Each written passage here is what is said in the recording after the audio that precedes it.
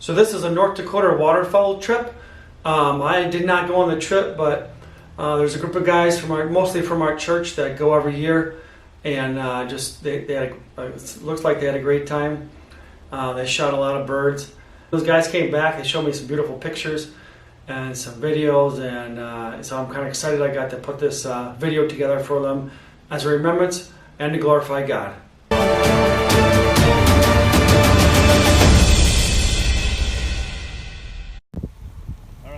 Should we send the dog? The wind's gonna catch them and they're gonna end up on that bank. Dodging bullets. Yeah, you didn't kill either one of those. They're gone. Get in. Get in the truck. Yeah.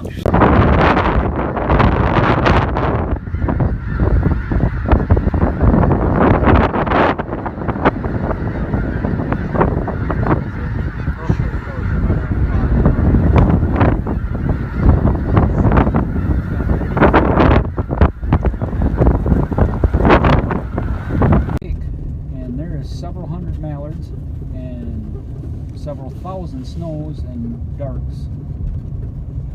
It's mostly froze, but it looks like on both sides of the island there's open water.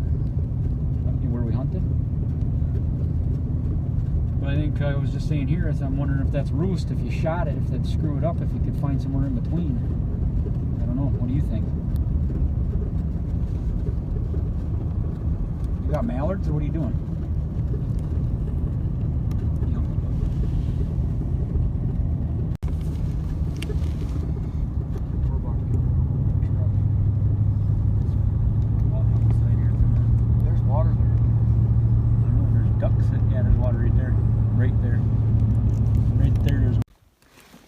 Once you get these two, I'll go for a walk again. I said Worked pretty good for you guys. I said now that the dogs are gone, the dogs are gone. Come in. They usually do. That's exactly what I said. That's the wrong way to go, Bill. Bill, come on, here. I shouldn't bust it though. Maybe. Here. Hey.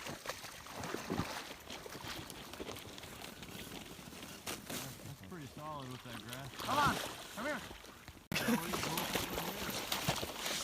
Is that a bluegill? I don't know what it is. I think they were.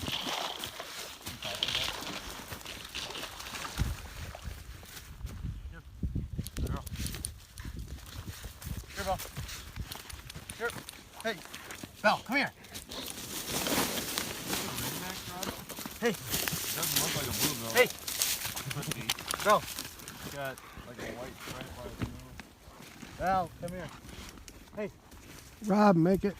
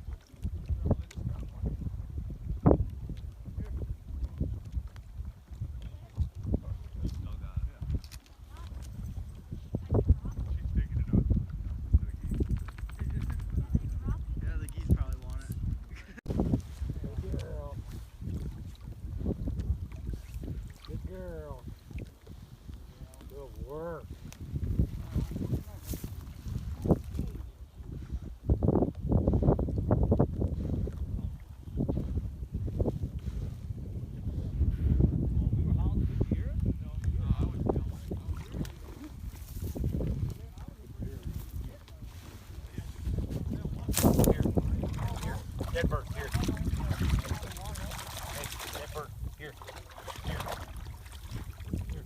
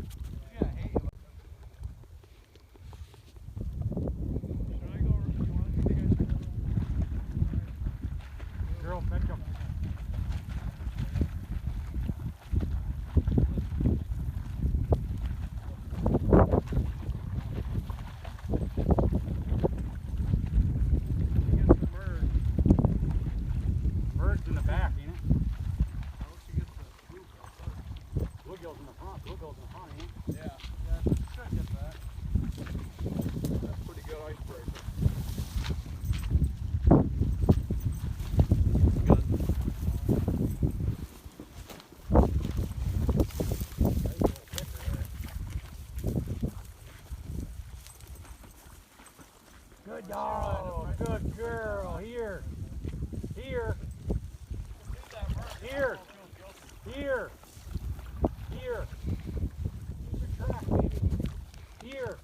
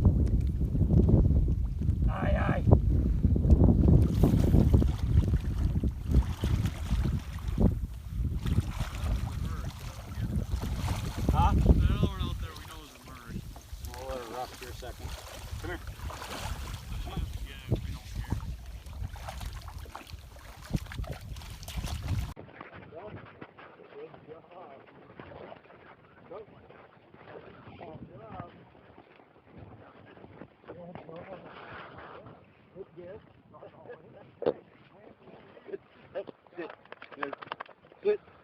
Sit. Sit. Sit. Hey.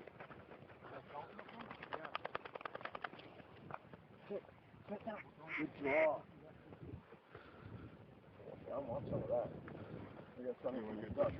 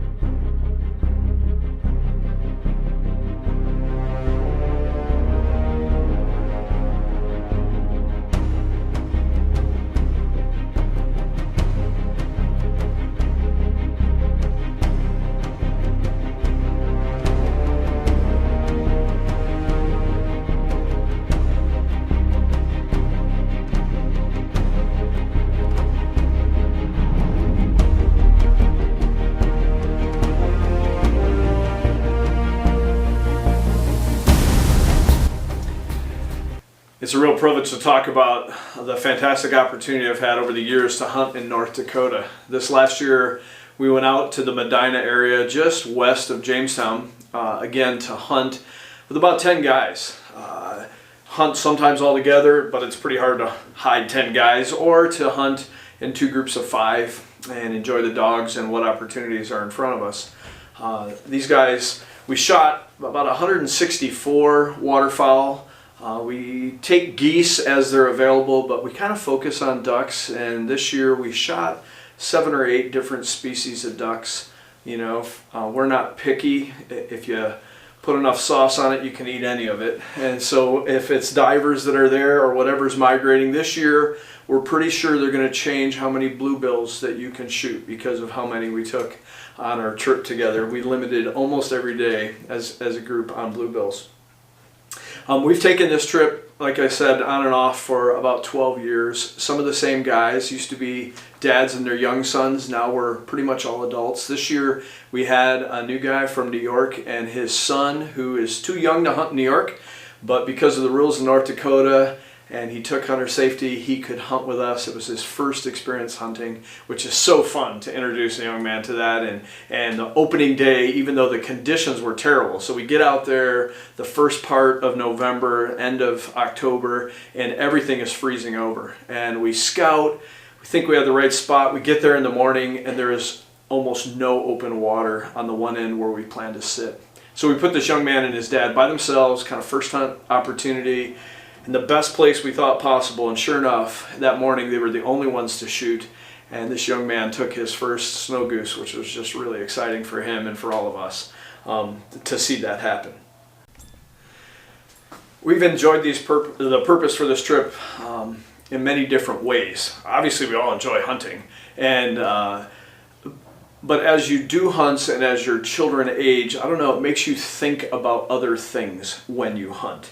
And as a dad, I want my young men to become leaders. And so when I think about hunting nowadays, there's very few things that push a young man's limits, or a young lady's. And so to go out and be able to hunt together where it's cold, I mean, this year everything froze over. You're breaking ice, it's cold every morning.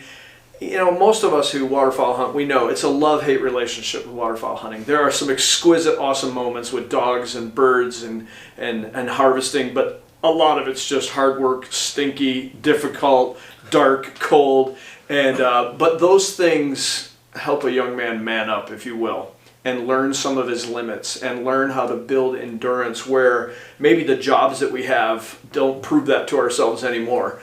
Because they're not as difficult, and again, to do that with our young men. Also, just the incredible awe. Every time we've taken guys out to North Dakota, this year we scouted one day because everything was freezing over, so we had to look hard for where we were going to hunt. We spent probably 4 hours in the car with 4 or 5 of us, and we know we saw over 150,000 snow geese, which is just, you can't even describe to someone until they've been out there and heard them scream and watch them just wave upon wave come into a field or where they're feeding. And so just the natural awe of God's creation, what he made every time, whether it's the mass of ducks like that, or you pick up this pintail and look at the incredible formation of the camouflage and the coloring of those feathers. Even in the drabbest female duck, you find exquisite pattern and beauty that just, I don't know, it just makes you think about a creator. There's no part of that doesn't inspire the beauty and the kind of the mystical side of life in us as people. I also think that a big part of hunting is friendship. Now building friendship with our boys at a whole nother level as adults together. Friendships with other men, laughing at each other, picking on each other, doing some, we might say, redneck type hunting together. And we probably, we kind of say what happens in North Dakota really needs to stay there, so I'll leave it at that. And then also to see guys' giftedness. Like, we have a guy who comes with us, incredible waterfowl cook. Every year he's got 2 or 3 new recipes, and we love working in the kitchen with him, and obviously the end results are just fantastic. And so just seeing a guy use his gifts, another guy who just is awesome at cleaning guns and breaking them down and teaching you about things, and just letting guys use their expertise. Another guy just may be a fantastic encourager, and you need that when you're getting up at 3:30 in the morning and going to bed at midnight and wondering, why do I do this in the middle of a 4-day hunt?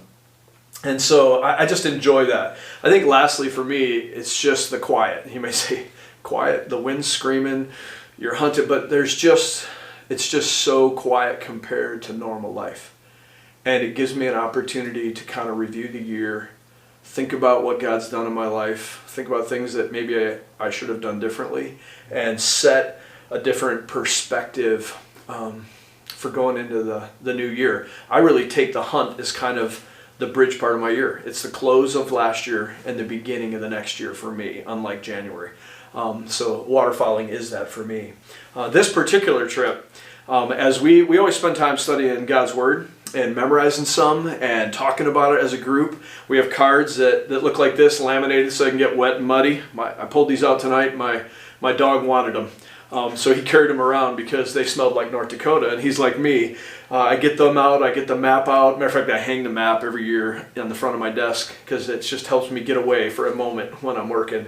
But I get these out, and it just takes you back to what you thought about. And one of the things that I just love as men work together is God uses it to adjust our thinking. So several of our passages this year talked about grumbling, and that grumbling or complaining is wrong. It's sinful, and of course it brings a group down. It brings people down around us in life, but it's not something we normally concentrate on.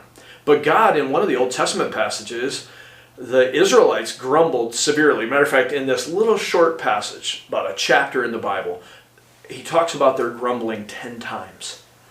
So it's a major focus of what he's talking about. And in that grumbling, he ends up killing over the next 20 years or 40 years. He kills everyone who's 20 years old and younger because they had grumbled and disobeyed against God. So that's really severe. I mean, matter of fact, when you read that, and we're sitting together reading that, it's kind of startling. Like, man, when God says that grumbling's wrong, he takes it a whole lot more seriously than maybe I normally take it on a given day. And as we got talking about this as a group, and it reminded us, well, I guess we were just talking like, how do we focus on this? Because, I mean, sometimes it's cold like this year, and it's easy to get up and go, ugh, or the dog doesn't obey. I mean, hunting with dogs is like the best of times and the worst of times. Sometimes you just love them, and sometimes you want to crown them. And it's easy to complain. It's easy to complain about how many birds I had to clean versus somebody else, or whatever happens when you're working together as a group of 10 guys. And so we were talking about this, and how can we focus on it? Well, when we hunt, if you've waterfowl hunted out in North Dakota in particular, quite often in the quiet sections of the day, what looks like ducks will come flying into your decoys. Matter of fact, one time this year, we were out there and I was setting up decoys. We were a little late to our spot. We had to adjust where we were going. It was starting to get light. I really should have been out of the water, but I was making one last adjustment. And the young guys were on the bank and they're like, ducks are coming in. So I kind of crouched down and realized as they're coming in, these were not ducks, these were mergansers. Now, if you've hunted, you know that you don't want to shoot a merganser because you don't want to eat a merganser.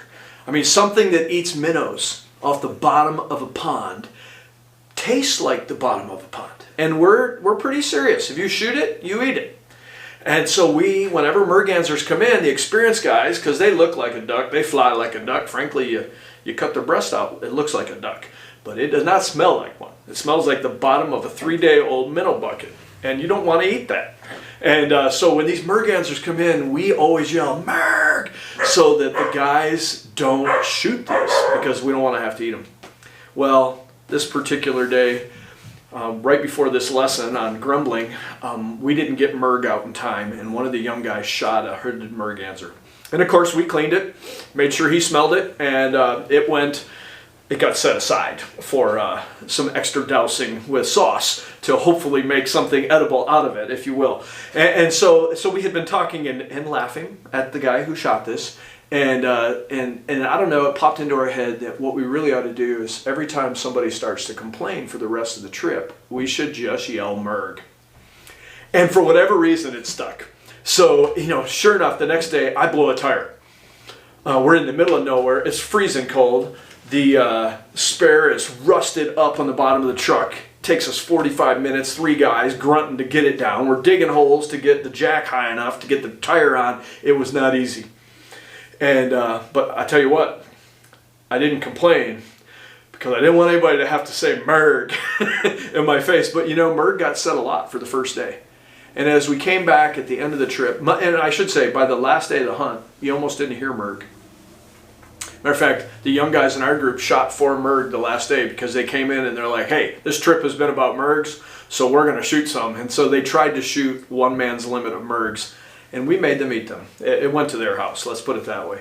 But so by the end of the trip, though, as guys, we really looked at each other before we went home and realized this trip really showed us how much we can complain. And how, first of all, God doesn't want that. And secondly, it really brings the people around you down. And our trip was just fun because the opposite was happening together. So I'm hoping next year when we're out waterfowl hunting, if God gives us that if I misspeak, that one of the young guys looks at me and says "Merg" in that ugly warning sort of voice.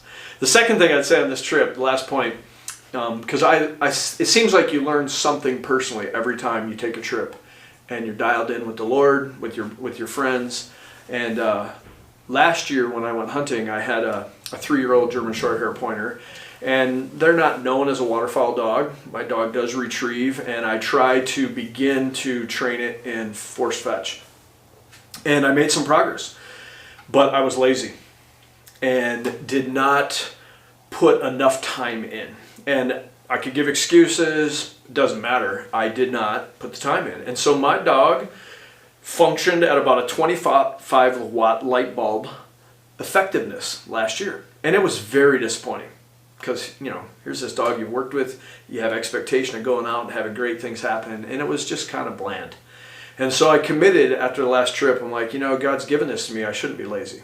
And I knew that laziness was in other parts of my life as well. And God just kind of used the dog incident to teach me that I need to not be lazy on some important things. And so I went home and I asked help from a friend. And I think that's a really important thing when you're trying to fix something maybe that you haven't been on task with. So I had a buddy that really helped me with my force fetch training, working out in the bog, worked every week for part of the fall, early fall. And it was just amazing this year to go out. And the first day, my dog did a couple nice retrieves on ice, which we hadn't trained because you can't. And then he fell through some ice and panicked. And I had trouble getting him out. And then he would not retrieve the rest of that day. And I thought, oh my goodness, you got to be kidding me, God. I put all this effort into training. He falls through the ice. He's panicked. And we got 3.5 more days of hunting. You got to be kidding me. I was really frustrated. I asked the Lord for help.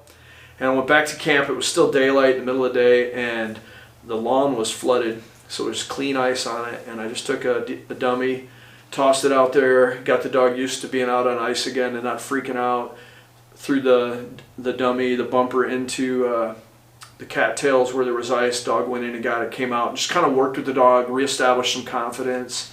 And the next day, there was ice on the edge, and the dog went across it and had about a 20 bird retrieve day, and I couldn't have been happier. He retrieved his first goose that day, a Greater Canadian, and the rest of the trip he made great progress. He's about a 100 watt light bulb. He's no spotlight, but he made a huge amount of progress, and it was just cool to see that God cares about hunting and uses it to teach me about not being lazy, not just in that, but in other things as well. I hope you enjoy some of the pictures and other pieces of our trip.